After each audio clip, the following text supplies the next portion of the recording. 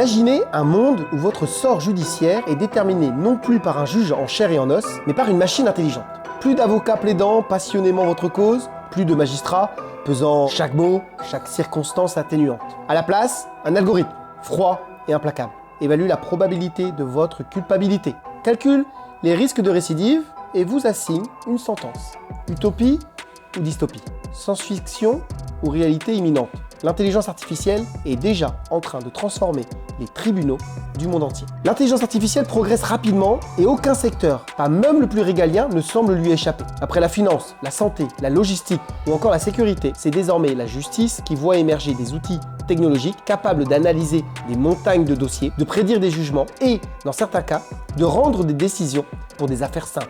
À la clé, une promesse d'efficacité, de réduction des coûts et de rationalisation des procédures. Mais cette révolution numérique dans les tribunaux suscite autant d'espoir que de crainte. Ce que certains considéraient encore comme de la science-fiction il y a une décennie est déjà devenu réalité. Aux États-Unis, par exemple, des outils d'aide à la décision, comme Compass, sont utilisés pour évaluer la probabilité de récidive des détenus. Ce logiciel s'appuie sur l'analyse statistique de milliers de cas passés. L'objectif initial est louable, aider les juges et les commissions de libération conditionnelle à prendre des décisions plus éclairées et, en théorie, plus impartiales. En Chine, des juges robots traitent des litiges de faible complexité, notamment de petites affaires civiles ou commerciales. Résultat, des dossiers expédiés en quelques heures, là où il aurait fallu des semaines, voire des mois auparavant. Compass a toutefois rapidement été accusé de biaiser ses recommandations à l'encontre de certaines minorités, en particulier les Afro-Américains, en raison de données d'entraînement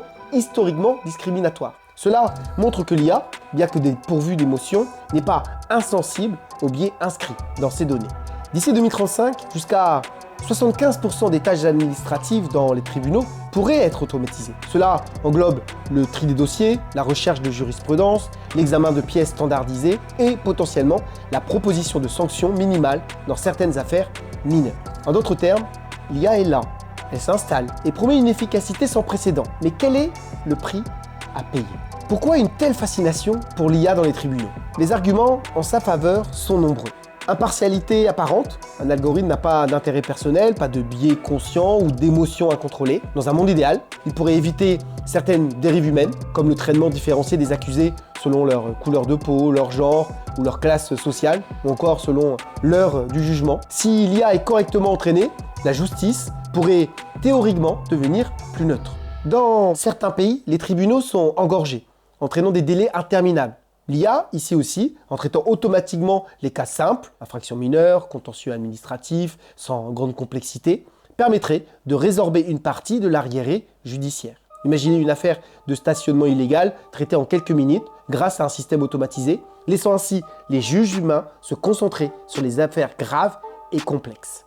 Les disparités régionales ou personnelles des juges pourraient s'estomper. Un même type d'infraction mènerait à une sanction similaire, standardisée sur tous les territoires. Ce serait la fin des sentences aléatoires, dictées parfois par l'humeur du magistrat, l'opinion publique locale ou la médiatisation d'un cas. Songez à un différend commercial mineur, résolu en moins d'une heure grâce à une IA spécialisée. Certes, l'efficacité est indéniable, mais où placer la part d'humanité, de compréhension des contextes particuliers, de la personnalité des justiciables? La justice est-elle un pur exercice d'algèbre juridique ou a-t-elle besoin d'une dimension humaine, empathique, émotionnelle? Derrière chaque promesse technologique se cachent des zones d'ombre. Et l'IA appliquée à la justice n'échappe pas à cette règle. L'exemple de Compass l'a démontré, les données historiques contiennent des préjugés, car la société elle-même n'est pas dénuée de discrimination. Une IA nourrie au cas passé va reproduire, voire amplifier ces biais. Sans une vigilance extrême et une régulation stricte, la machine ne fera que perpétuer les injustices existantes en les drapant d'un voile pseudo-scientifique. La justice est plus qu'un simple verdict. Elle implique la prise en compte du contexte, des émotions, des conditions de vie, des traumatismes, des facteurs psychologiques. Un juge humain peut percevoir l'expression d'un prévenu, entendre son histoire, mesurer sa sincérité. Une IA, pour l'instant, se limite à l'analyse de données structurées. Peut-elle vraiment saisir la nuance d'un repentir, la sincérité d'un regret, l'impact d'une sanction sur l'entourage d'une victime ou d'un condamné? Les systèmes d'IA sont souvent qualifiés de boîte noire. Les chercheurs peinent parfois à comprendre le raisonnement interne d'un modèle d'apprentissage profond. Comment, dans ce cas, un justiciable pourrait-il contester une décision. Sur quelle base remettre en cause un score de risque généré par un algorithme opaque? Sans transparence, la confiance s'érode. L'arbitraire, jadis critiqué chez certains juges humains, risque de ressurgir sous forme de complexité technique. L'Union européenne, consciente de ces défis, travaille sur l'AI Act, un règlement visant à encadrer strictement les usages de l'intelligence artificielle, en particulier lorsqu'elle touche à des domaines sensibles comme la justice. L'objectif ?